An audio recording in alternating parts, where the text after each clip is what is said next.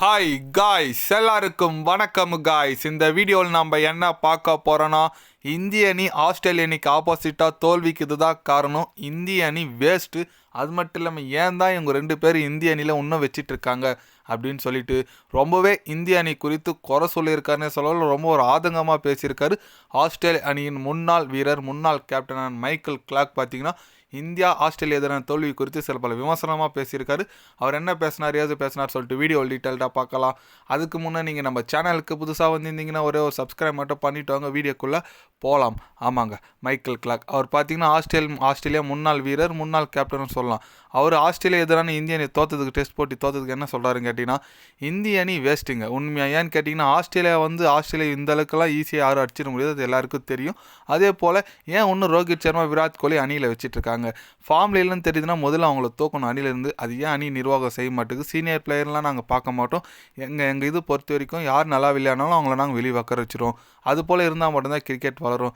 இந்திய அணி தான் இதுமாரி பெரிய சீனியர் பிளேயரும் ட்ரா பண்ண மாட்டாங்க, நல்லா விளையாடினாலும் ட்ரா பண்ண மாட்டாங்க, இளம் வீரர்களுக்கு வாய்ப்பு தர மாட்டாங்க, ஒரு மோசமான இது பண்ணுறாங்க. அதனால தான் இந்திய அணி இந்த சீரீஸ் தோற்றதுக்கு ஒரு முக்கிய காரணம் அப்படின்னு சொல்லிட்டு நம்ம மைக்கேல் கிளார்க் ஓப்பனாக சொல்லியிருக்காரு.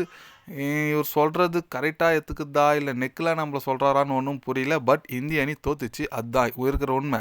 அதுக்கோசரம் இவர் கொஞ்சம் ஓவராக பேசுகிறாரா என்னன்னு தெரியலங்க. நான் என்ன சொல்கிறேன், மைக்கேல் கிளார்க் நீங்கள் பார்த்தீங்கன்னா ஆஸ்திரேலியா டீம் பற்றி மட்டும் கஷ்டப்படுங்க, ஏன் இந்தியா பற்றி கஷ்டப்படுறீங்க? எங்கள் டீமில் நாங்கள் விளையாடுறோம், தோக்குறோம், எது வேணால் ஓகே. இவர் ஏன் ஓவர் அட்வான்டேஜ் எடுத்துகிட்டு பேசுகிறாரு தான் தெரியல. பட் என்ன பண்ணுறது, இந்தியா தோத்துச்சு, அதனால் பேசுகிறவங்களாம் பேசி தான் இருப்பாங்க, நம்ம எதுவுமே பண்ண முடியாதுங்க. இதுக்கெல்லாம் என்ன ஒன்று, நம்ம ரோஹித் சர்மா, விராட் கோலி ஃபார்ம்லேருந்து இந்த போட்டி ஜெயிச்சிருந்தா, இந்த சீரீஸை ஜெயிச்சிருந்தா இவங்களாம் பேசியிருப்பாங்களா?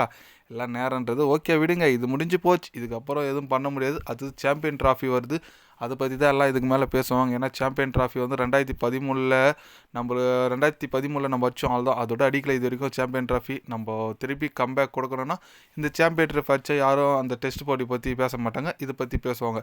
அதனால் கண்டிப்பாக இந்திய அணி ஒரு நல்ல டீமை செலெக்ஷன் பண்ணுங்க. ஏன்னா ODI வேர்ல்டு கப்பு நம்ம ஃபைனலில் போய் விட்டோம், அதுக்கு ரிவெஞ்ச் வாங்குற விதமாக கண்டிப்பாக இந்த சாம்பியன் ட்ராஃபி அடிக்கணும். ஏன்னா T20 வேர்ல்டு கப் அடித்தோம், அதுக்கு அடுத்தது பார்த்தீங்கன்னா அது டெஸ்ட் சாம்பியன்ஷிப் ஃபைனலுக்கு போக முடியாது, டெஸ்ட் வேர்ல்டு கப் ஃபைனலுக்கு போக முடியாதுன்னு ஆயிடுச்சு. அதுக்கு இப்போ சாம்பியன் ட்ராஃபி தான் ஒரே வழி இருக்குது, அதை அடித்தே ஆகணும். இந்திய அணி அடித்தா மட்டும்தான் நமக்கு ஒரு பேர் இருக்கும். ஏன்னா நிறைய ரசிகர்கள் பாவங்க, இந்த டெஸ்ட் வேர்ல்டு கப் ஃபைனல் போவோம்னு சொல்லிட்டு ரொம்ப எதிர்பார்த்துட்டு இருந்தாங்க, முடிஞ்சு போச்சு, போக முடியாமல் போச்சு. அதுக்கு நம்ம என்ன பண்ணணும், அதுக்காச்சும் இந்த சாம்பியன் ட்ராஃபி அடித்து இந்திய அணி ரசிகர்கள் ட்ரீட் தரணும், அதான் இருக்கிற ஒரே ஆசை.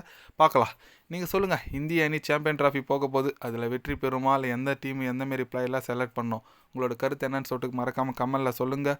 இது போன்ற ஸ்போர்ட்ஸ் நியூஸை தெரிஞ்சுக்கணுன்னா சேனலை சப்ஸ்கிரைப் லைக் ஒன்று பண்ணிக்கிங்க.